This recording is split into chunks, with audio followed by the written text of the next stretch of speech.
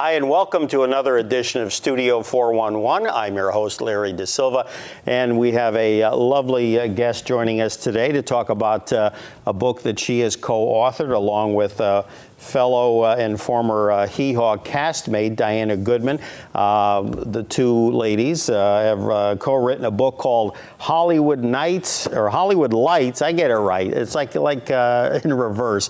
Hollywood Lights and Nashville Nights. Two Hee Haw Honeys dish life, love Elvis, Buck, and good times in the Kornfield. And joining us from somewhere, I think Tennessee, as she's moving around so much I can't keep track of her, is singer, actress, comedian Victoria Hallman. Victoria, welcome to the show.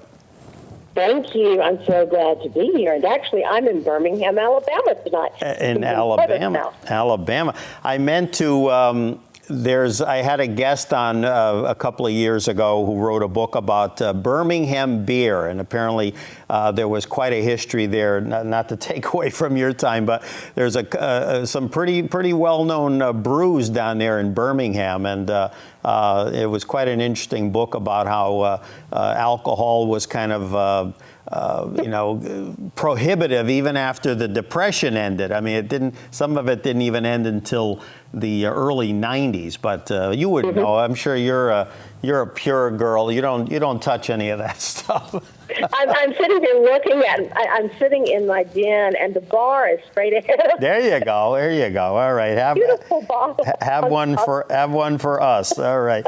So I'm not having one, but I'm looking at a lot of. I may need one after this, so we'll see. Oh no, I hope not. By the way, the book is published by Bear Manor Media. For more information, bearmanormedia.com, as well as victoriahallman.com, and she's also available via Facebook as well. Tell me, how did you and Ms. Goodman kind of come together to put this book together? Actually, it was all my attorney's doing. He does things. He's actually, the intellectual property attorney, and he works with Kenny Rogers a lot. And I was trying to talk Diana into writing a book about Elvis, her time with Elvis, but she didn't think that she had enough, and all this. She didn't really write. So I said, well, let's go over and talk to my attorney and see what he thinks. So we did. We were sitting there one Saturday afternoon in his office and just got talking about old times on Hee Haw and in Hollywood, because we both actually, all of us Hee Haw Honeys, just about all of us, lived in Hollywood, actually. And he said, hey, I don't know about the Elvis book, but I think you too should write a book about all those adventures you had back when you were on Hee Haw and were starlets in Hollywood, because it sounds like my wife's favorite show, Sex and the City, except you did it for real. And I was like, well, that's an idea. So we started talking about it, and we'd lie out by my pool and kind of talk, and finally decided it was a good idea. So that's how it happened.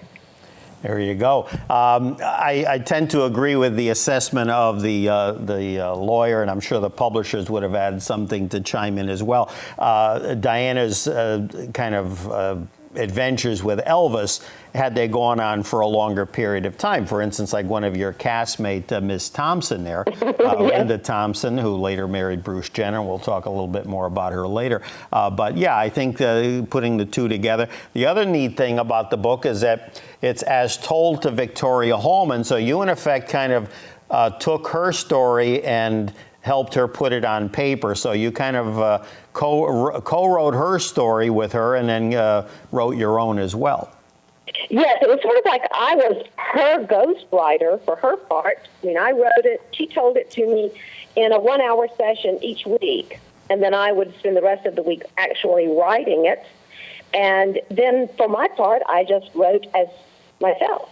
Absolutely. So, yeah, I wrote those parts, but, obviously it was what Diana told me. I just worded her story. I put it into a pretty read, made it a better read, I suppose, would be the way to put it. Because, conversation doesn't usually, if you just type out a transcript, it doesn't make for a very readable thing.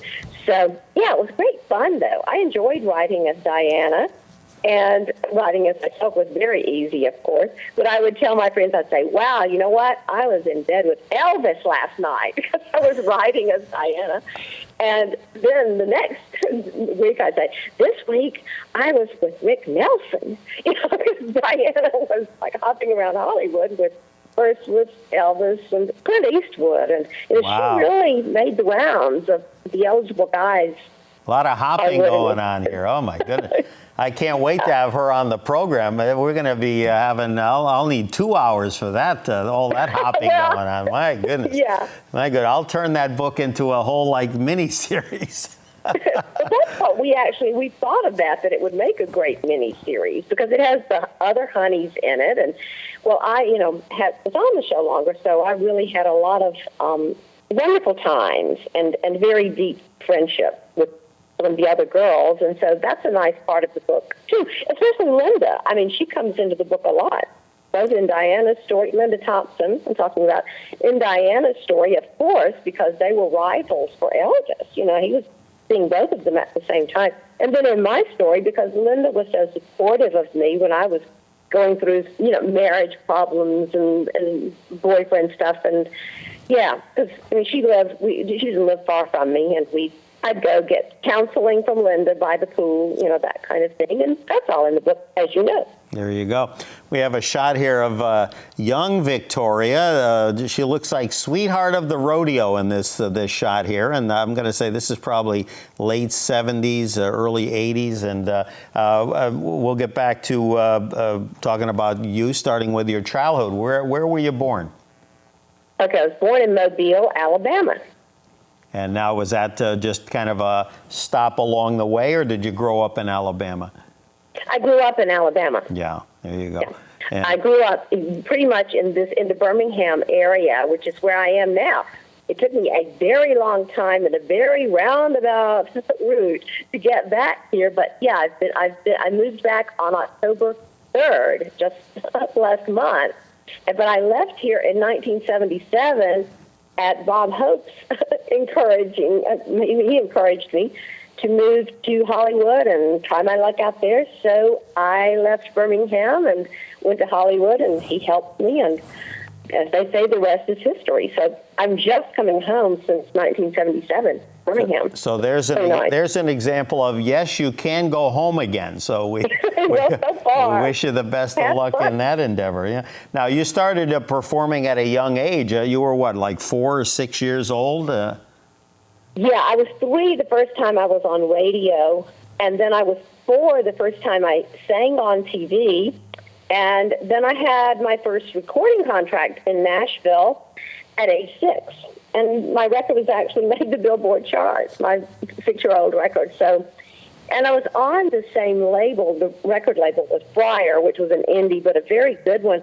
I was on the same label as Florence Kramer and Mother Maybelle Carter and Hoyt Axton, a whole bunch of really, Jimmy Riddle.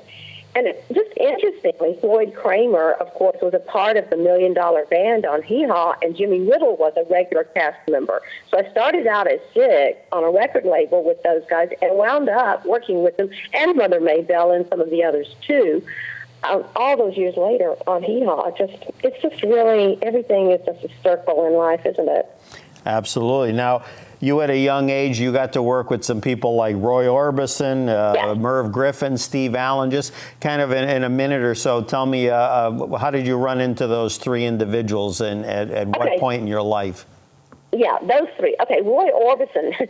Interesting, I'm going to bring another person into the story, Bobby Goldsboro, because Bobby Goldsboro is from Alabama, and we recorded in the same studio here in Birmingham.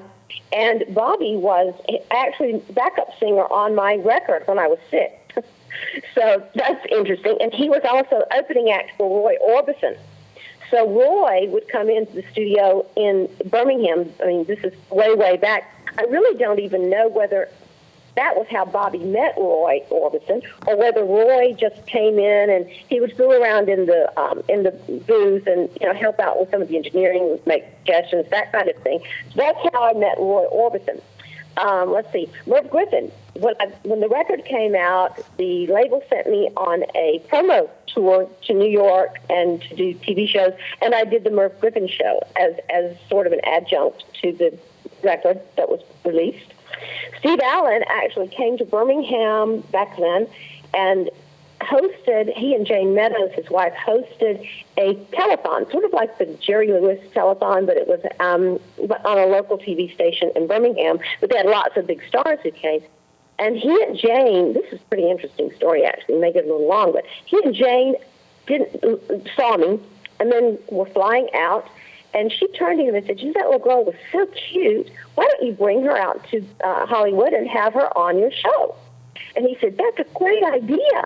So they called Channel 6 here in Birmingham and said, "Who was that little girl in the pink dress who sang?" And they didn't keep records of that kind of thing back then. So they didn't have my name, didn't have my phone number, but they did remember that I lived in Centerville, Alabama. So Steve Allen had his secretary call the mayor's office in Centerville, Alabama, and find out who the little girl was, which of course they knew. And one night, I remember Mother was making dinner, and the phone in the kitchen rang, and it was the Steve Allen show in Hollywood, saying they'd like to have me come out and be on the show. So amazing. Obviously, wild. Steve spared no expense. And actually, I'll have to take a lesson from that. I'll call the mayor of any town when I need to get a hold of somebody. We'll see. Where's Justin? Down in Alabama, there's probably only one little girl who was singing somewhere on TV. So they definitely knew who I was. And yeah, but it was just weird. I mean, it was just surreal having the phone ring in our little house in Centerville, and it was this big time person in Hollywood, Steve Allen, calling. Absolutely. Yeah, we didn't expect it. Quite a Hollywood, New York connection as a young person, exposed to some of those greats as well as Roy Orbison.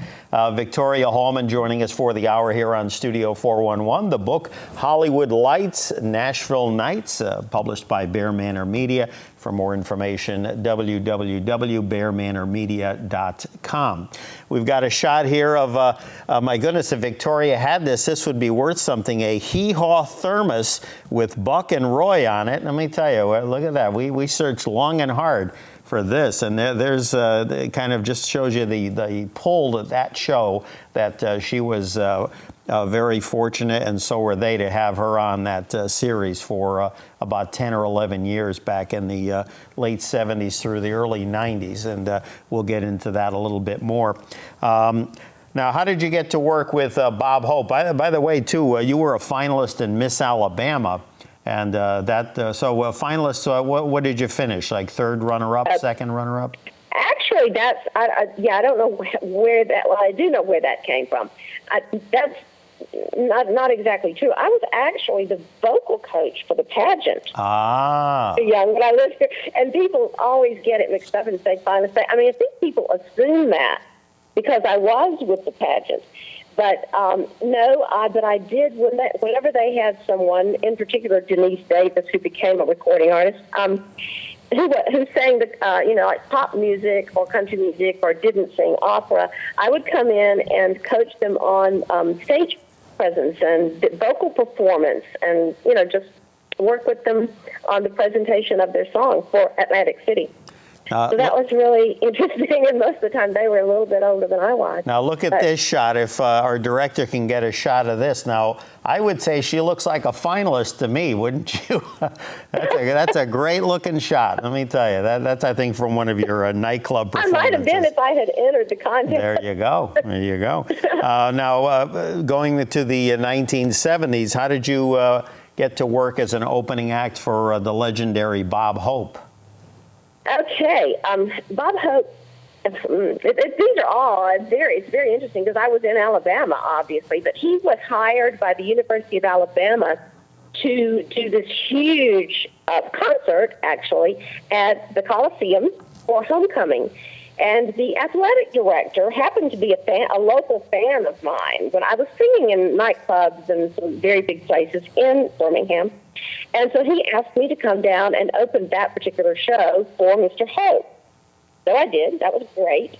And then later, when Bob Hope came back to Birmingham to perform at the Civic Center, he had someone call and ask if I would open the show then for him. So I did.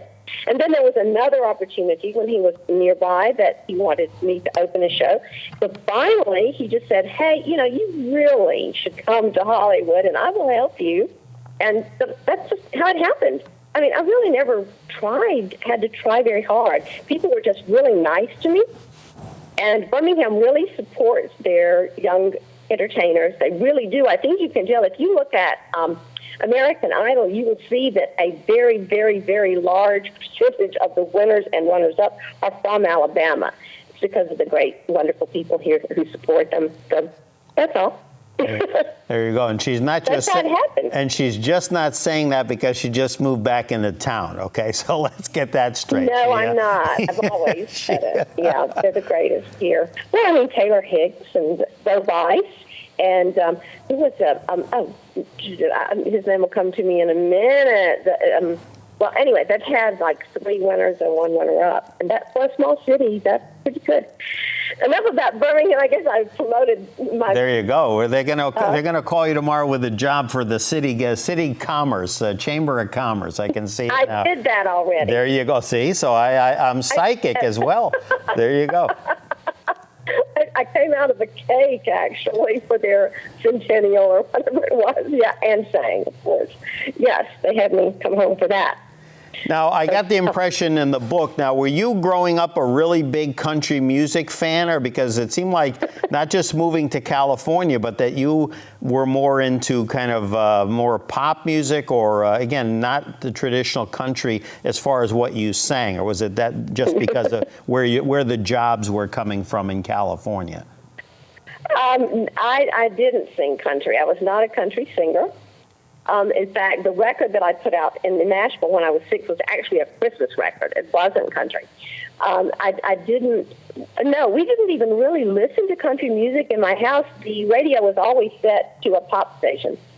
Of course, some of the things were crossover. You had your crossover hits, but no, I didn't sing country at all. I started out as a rock, as a child singer. Then when I was 15, I started singing with a rock band called the Ramblers here in Birmingham. They were very, very well known, and still are actually. So I was doing the Janis Joplin thing. Wow, I'm impressed. That period, yeah. Now, who were your influences growing up? Obviously, because at 3, 4, 5, you were already exposed to music. What performers, female performers, perhaps? Give me a couple that you were like, wow, these are like. You look back and say, these were the people I kind of idolized or emulated to a certain degree. I love that question. Aretha Franklin is one. The first rock songs actually that I performed that kind of got me into rock music were Aretha Franklin numbers, and that's kind of another story. Janis Joplin, Grace Slick, Linda Ronstadt. Then Emmylou Harris I really loved her, and she had been in the book, as you probably read. It turned out that we're related, although I never knew it until Buck introduced me to her. Petula Clark, when I was really young, like when I was in grammar school, I loved her voice. Barbra Streisand, actually, was another big influence. I think those are probably the main ones. Tammy Wynette. I mean, wow, yeah. So you've got some pretty heavy hitters there, from Aretha to Tammy. Let me tell you, that's for sure. That's right. That they're all of the people I just named are just fabulous vocalists. Victoria Hallman joining us for the hour here on Studio 411. The book Hollywood Lights, Nashville Nights, co-written with Diana Goodman.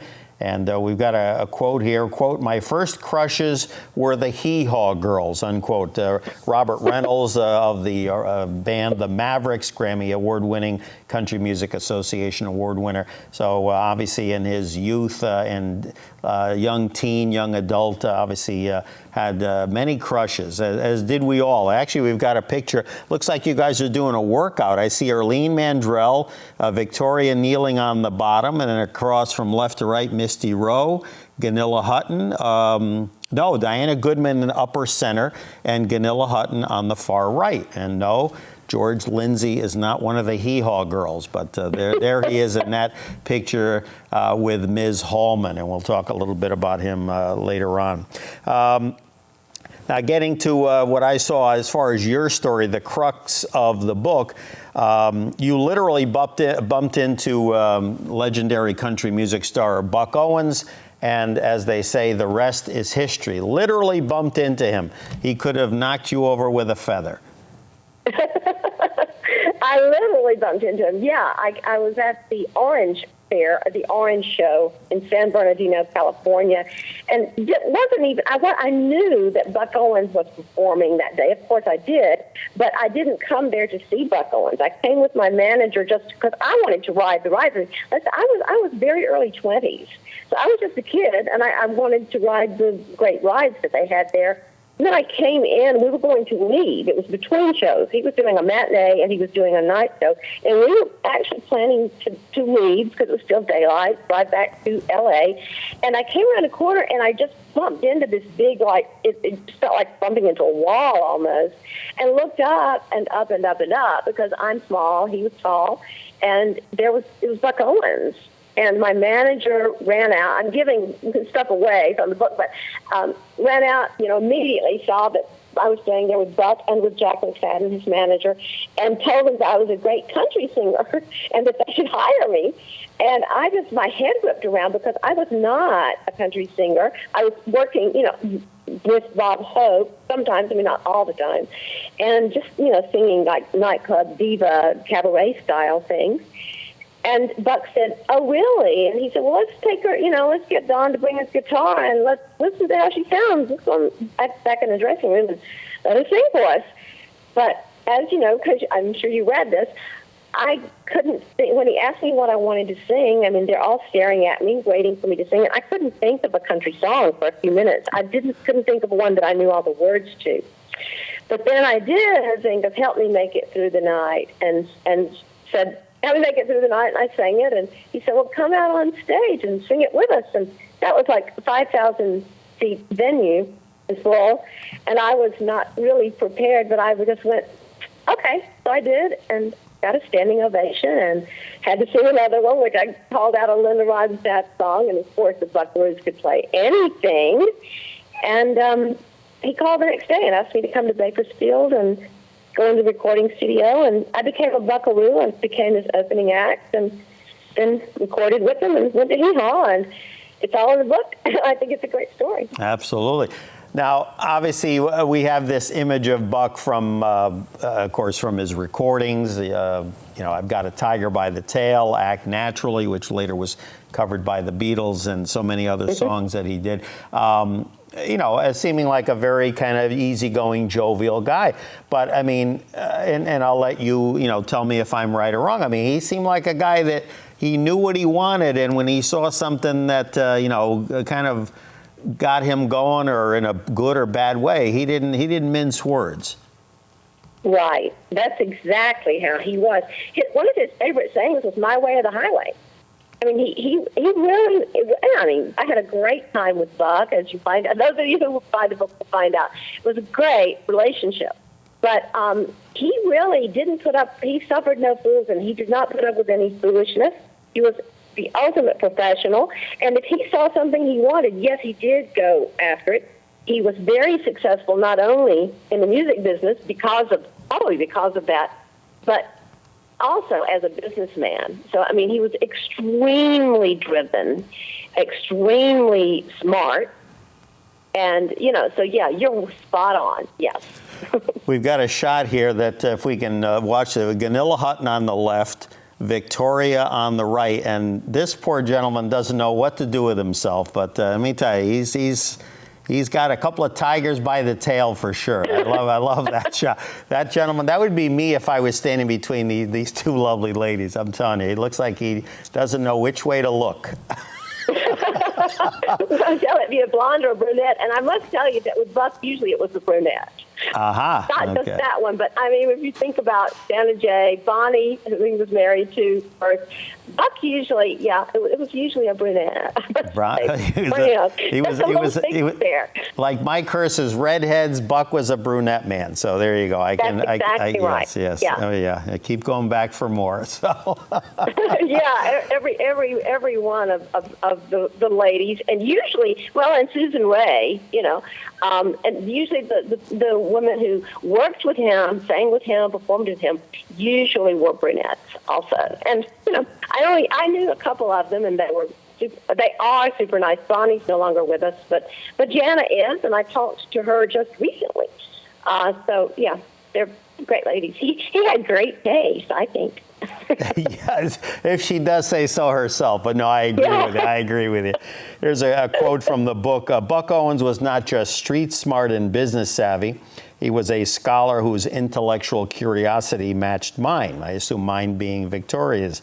Buck's schooling ended with the 7th grade, but he was one of the most educated men I'd ever known. So that's some high praise on the late Buck Owens. Veronica mentioned Bakersfield, of course, the Buck Owens sound, Bakersfield, California.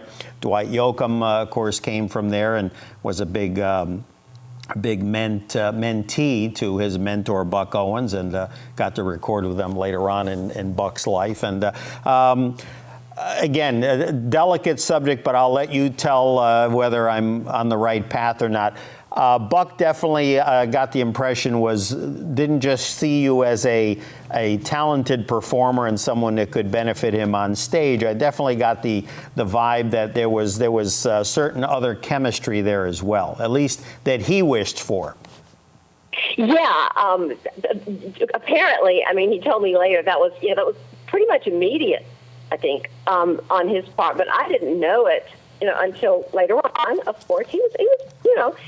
As far as that went, he kind of gave me my space, and we became friends first. And, I traveled with him, and we became friends and co-workers and made music together, recorded and all of that. It wasn't like he went straight into the romantic thing.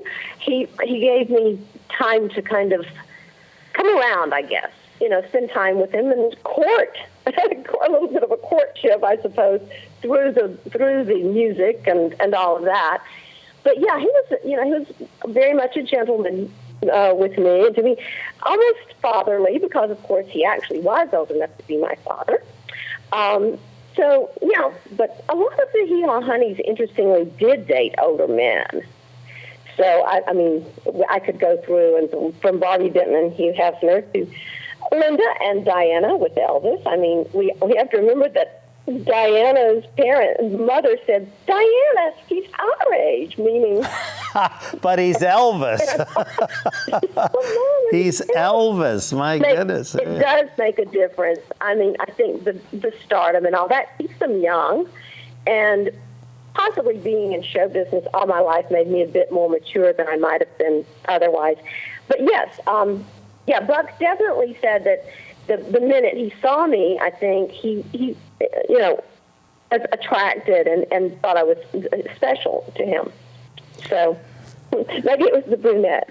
Yeah, indeed. Yeah, we have a shot here. I thought this was great to show the popularity of the series when it came on in 1969.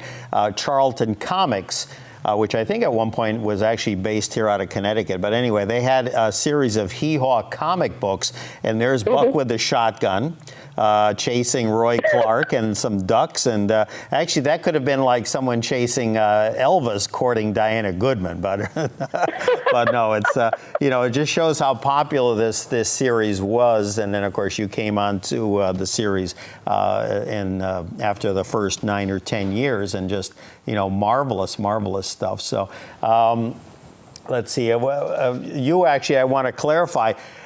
This is your first full appearance on the show. We were fortunate enough to have Victoria join us when we had our friend Earlene Mandrell, who joined us for the second time a while back. And Victoria was kind of gave her 2 cents to Earlene about her book and what a great friend they've been over the years. Yeah. We've got a still here. This is actually a publicity still from when Hee Haw was on the air. WXXA-TV. I have no idea where that is. Shot of Hee Haw Honey, Victoria Hallman, telling to watch the show and this, that, and the other. And, of course, the famous Hee Haw logo with the donkey there. And then Victoria signed that for some lucky person. And just, that, like I said, you're kind of a magnet drawn to almost like if you were walking in a minefield. No, you'd miss the mines and hit the pot of gold. You just have been very, very fortunate and made good decisions in terms of where you've been when good fortune has come your way. Yeah, I think that's very true. Some of the things that happened, as I said, I've hardly ever actually auditioned for anything. I mean, just, things just, it was like God was just throwing diamonds in my lap all the time. It's just, great. I better knock wood or something, huh? But you have to admit, Diana was pretty lucky, too. I mean, some of us are just, I guess, born lucky or something. And then, obviously, making good use of the things that do come along. Learning how to use the blessings we receive. I mean, and making sure we seize the day and that kind of thing. But, yeah, I've been very fortunate, very blessed. Give me your thoughts on around the time you joined Buck and were part of the Buckaroos for a brief time. At that point, really, the Buckaroos in its original form was not the same. Various people had come and gone.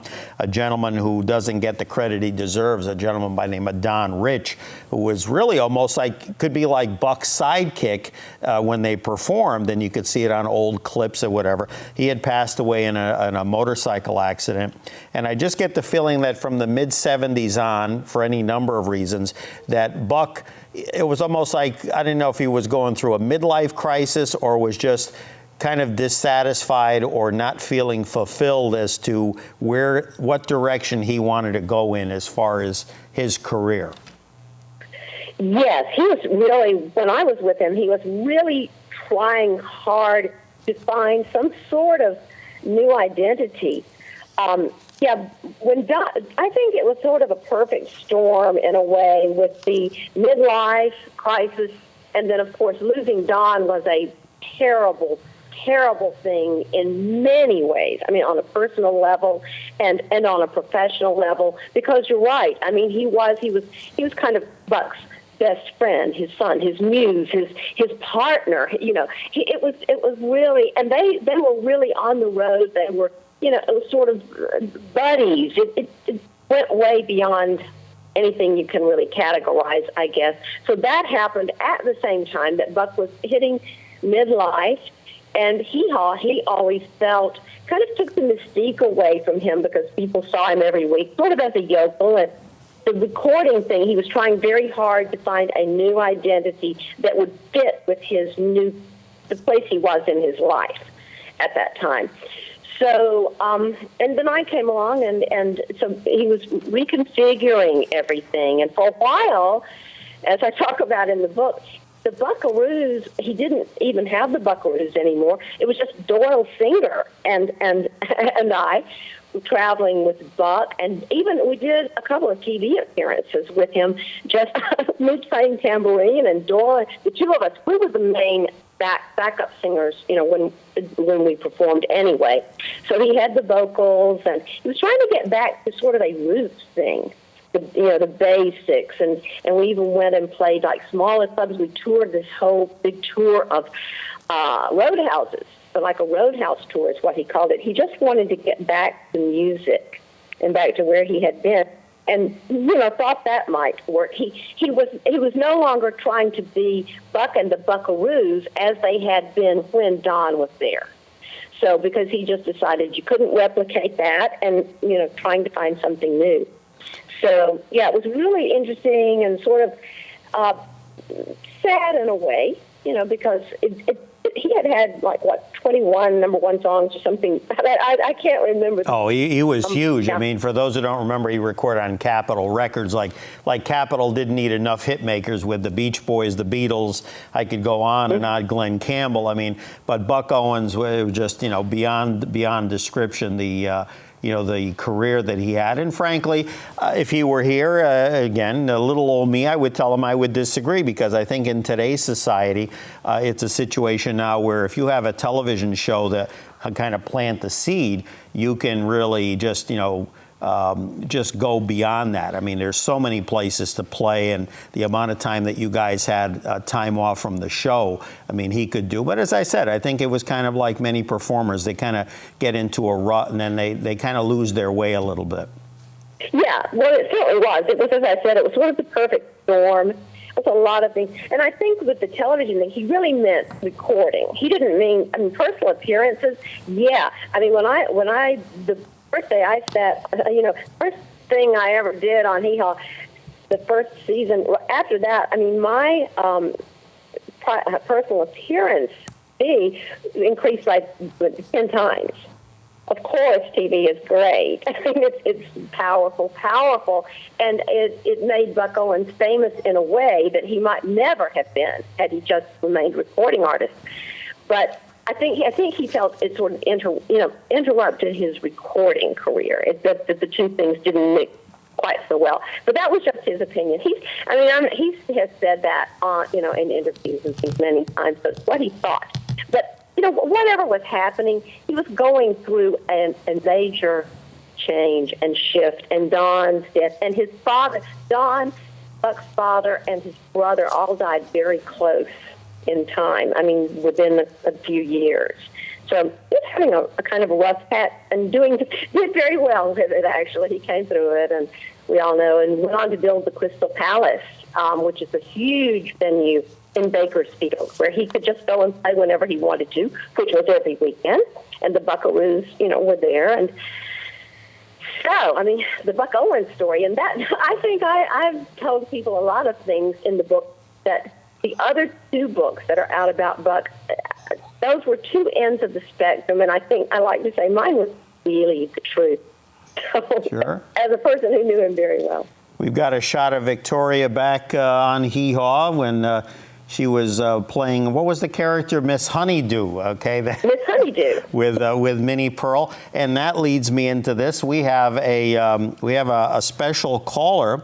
We actually were able to find a woman who is Miss Marcia Miner, who is an associate producer on Hee Haw back in the day. And we found Marcia out in California. Marcia, can you hear me? Yeah. How are you? I'm good. There you go. So tell me now, Marcia. you were with the show for a while. Now tell me what you remember about when Victoria came on board. She was a cute little dark-headed thing with great big pretty eyes and great big pretty other things. For such a small-figured girl, let me tell you. Yes. Hey there, friend. That is not Marcia. That is Lulu. That is Lulu. Oh my goodness. We thought we had you fooled. Yes, indeed. Lulu Roman, original Hee Haw cast member and longtime friend of Victoria. Thanks for joining us, yes. Lulu. How are you? I'm great. How are you? Good. Angel. How are you, Miss Vicky? I'm great. Am I going to see you next week when I'm back in Nashville? I hope. I think Kim got in touch with me. Kim is Lulu's assistant and said y'all are going to come out and you had somebody to introduce to me, some good friends. Maybe you don't know anything about it. She's just going to drag you along for the ride. Yeah, hopefully we'll get to see you, yeah. There you go. Now, Lulu, tell me about when Victoria joined the cast in '79. In the beginning, she was just kind of, a singer with Buck's band. Now, did you kind of folks, once you warmed up to each other, did you kind of see that she was going to be fit in real good with the rest of the Hee Haw girls? Well, they figured out really quick that she was very animated.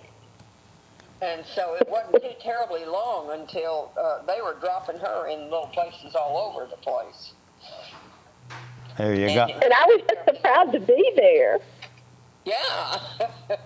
Yes, and I might add that one of I list a bunch of my early influences as in singing, and of course early on when I first started singing, you weren't singing yet, but Lulu is one of the best singers around. I might add, and yeah, we do some stuff together, and it's great. But now, when Lulu started on the show, you weren't really billed as a singer. You were more kind of comic relief, working with junior samples and. It was terrible. Say again. When I first started to sing, it was terrible. Oh, so you worked on it. There you go. Yeah. Did. There you go. And Lulu, by the way, has got a book coming out in the near future, and we'll be having her back on the show. So, my goodness, I thought we would, we would be able to fool Victoria for a little bit longer than about 45 seconds. No, I got a good friend. She knows me and my voice anytime. I know. Lulu I was like, Marcia sounds a lot like Lulu. There you go. There you go. We've got a shot on the screen here while we got Lulu, a whole shot of the Hee Haw Honeys. The only one I think is missing, oh no, I see her there. I see Arlene Mandrell, among others, Diana Goodman, Gunilla Hutton, Minnie Pearl, Lulu to the right, Linda Thompson, Kathy Baker, my goodness. There was a flock of us by then. I'm sorry? There was a flock of us by then. Oh, quite a block. Let me tell you, I'd say about a whole cornfield there. But let me tell you. And then Victoria on the bottom right, Misty, Rowe, Lisa Todd. That Lisa was still there. Who was the lady? Who was the lady? And I'm blanking. That had the little space in her teeth. Ronnie Stoneman. Ronnie Stoneman, and then Kathy Baker, and there is someone between Diana and Arlene with pigtails in her hair, and I don't remember who she was, but anyway, Jackie Waddell. Kathy Waddell, there you go. Jackie Waddell. Oh, Jackie, okay, and there were so many others, especially when Lulu first started back in the show in '69. So, and that's good. It's good, good-looking bunch of ladies there. Let me tell you. Thank you. Lulu, I can't thank you enough for paying a surprise to your former colleague and longtime friend. Thank you for having us, and Vicki, I love you, sugar. Hope we'll get to see you soon. I love you too, my Hee Haw Honey sister. All right, we'll talk. Baby. We'll talk to you soon. Thanks, Lulu. Bye now. Bye-bye. Bye, Vicki. All right. Well, can't fool you. Let me tell you that. So and she jumped right out. No, that's not Marcia. Marcia. No, not at all. Hollywood Lights, Nashville Nights, the name of the book. Victoria Hallman, co-author, along with Diana Goodman, published by Bear Manor. Say that 3 times. Bear Manor Media. www.bearmanormedia.com, victoriahallman.com, Victoria also on Facebook. A shot that I found of you, recent vintage, we lost this gentleman a couple of years ago, a shot of you and Percy Sledge, the late Percy Sledge, a great singer that at first I thought it was Don King, but then I said it's Percy Sledge. It's Percy. Yeah. What a marvelous singer. Alabama. Yeah. Percy's another Alabamian. He is. There you go. Yeah, or he was. Yeah, well, I mean, he still is. He still is. Yeah, once an Alabamian, right? Did I say that right? Yeah. Now, that and anybody loves Alabama, Bear Bryant is good to go. It's good to go. That's exactly right. And Percy was such a great guy. And I was actually at an event that there were a lot of people on that show, The Temptations and Percy, Archie Bell, and the Drells. And it was a fabulous show. But yeah, Percy's special. He's in the Hall of Fame, Absolutely. Alabama Music Hall of Fame, and many others. Archie Bell doing the Tighten Up. Yeah, I love that. Yeah, love that. It was a fabulous show, actually. Yeah. Great story about him real quick. He and the Archie Bell and the Drells recorded with Atlantic in the late 60s, early 70s. Mm-hmm. He actually was either in the military reserve or in the service. He got like a weekend pass. So I'm I'm told, and then came to the studio and did the first of many hits, but one probably their biggest, called the Tighten Up, and that's how that came about. Was lucky to get a weekend pass to come to the studio. Great shot of. What a nice guy he is. Yeah, absolutely. It's great. Yeah. Great shot of Roy Clark, along with more Hee Haw Honeys, left to right. Victoria, Misty, Rowe, Linda Thompson, Gunilla Hutton, and of course our buddy Erlene Mandrell. So Buck is smiling like a jaybird over there, I got to tell you. Honest to goodness. Oh my goodness. You're always surrounded. One of your first Hee Haw episodes, you got a compliment and some words of advice from the legendary Ed McMahon of Tonight Show fame. Yes, I did. And interestingly, they just started rerunning. They're rerunning the shows in the order of that they originally ran on RFD TV cable channel, and they just about a month ago started running the ones that I'm on, and they ran that show with the one where Ed McMahon was on the show with us and was in, and which happened to be my very first day on the set. And of course, and I'm watching myself now with him, and I understand now why he said what he did, because being my first day on the set, I was watching every move of the camera, everything, and just putting my heart into every act, just clapping my hands as hard as I could, and being, the others were very relaxed as I became like a layer on, and not being quite, not so interested in just everything that was going on. So that's why I was what he observed as being so professional that day, because he did come up to me in front of the producer, Sam Ravella, and say, "Young lady," he said, "Sam, I just want to meet this young lady, and I want to tell her that," he said, "I've been watching you all day, and you are the most professional I've ever seen you. You don't miss a cue, and you just stay at it and da-da."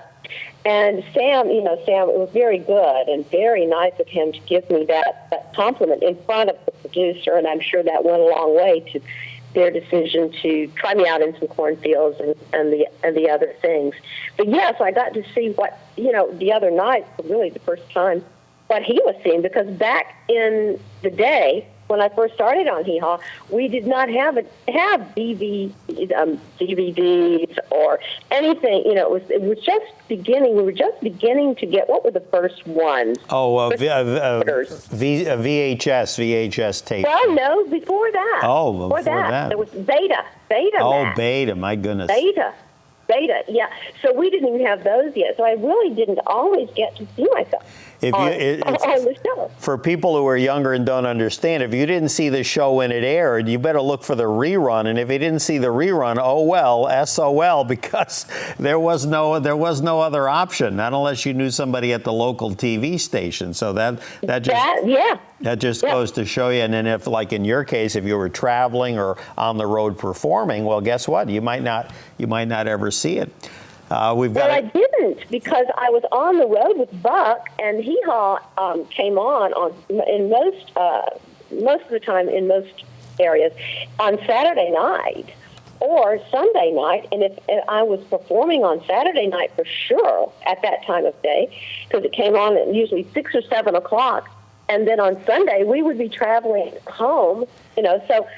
And on an airplane, and hey, hello, everybody, you didn't get to watch TV on airplanes back then either. So, and I was just out of luck because I didn't, and it wasn't until they started running again this time that anybody got to see them because, that's just how it is. So it's great that they are back on, and they're on several times a week, and I can now record them, and it's wonderful. But yeah, it was great to see Ed McMahon and see that very first, and know that it was my very first day on Hee Haw. I've been really enjoying watching those old shows again. So thanks for bringing him up. He was really, really nice man. We've got a more recent shot here, left to right. Misty Rowe, of course, the great Lulu Roman, who just surprised Victoria in the center, and on the far right, Ms. Hallman, and at an event within the last couple of years, still hanging out in the cornfield, and. all looking very good, very good. You ladies must do yoga or something. And then we have a shot here with a fan in the center, Victoria on the left, and Ms. Diana Goodman, your co-author, on the right. So I have to ask, too, there was a thing where at one point she, again, I don't know, apparently you had gotten married in the early 80s and were married for a few years to a gentleman. In 1980. Yeah.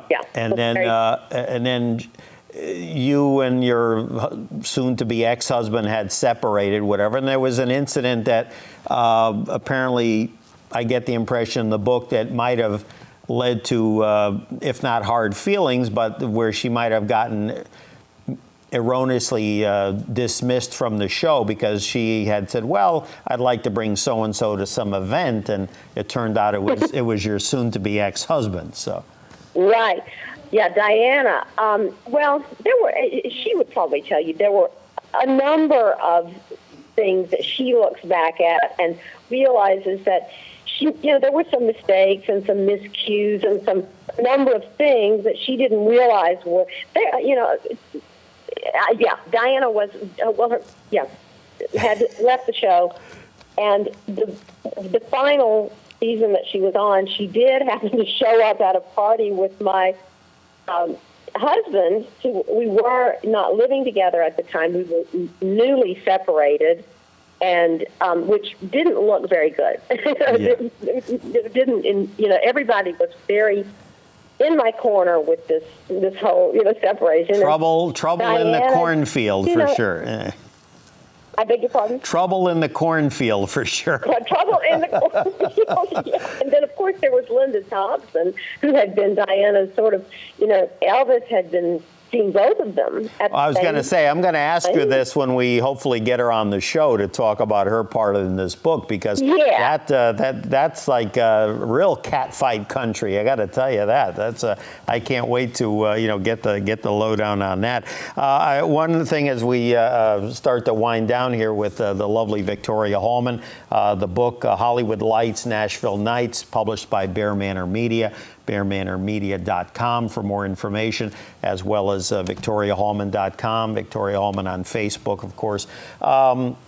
When you had gotten married for those several years, and your husband was well-to-do, you could have put your career on hold. At that point, you were getting fully entrenched with Hee Haw and doing other side activities. What made you continue with Hee Haw in Nashville, whereas somebody else might have said, you know what, hey, I'm living the lifestyle here. I'm going to just kind of take it easy.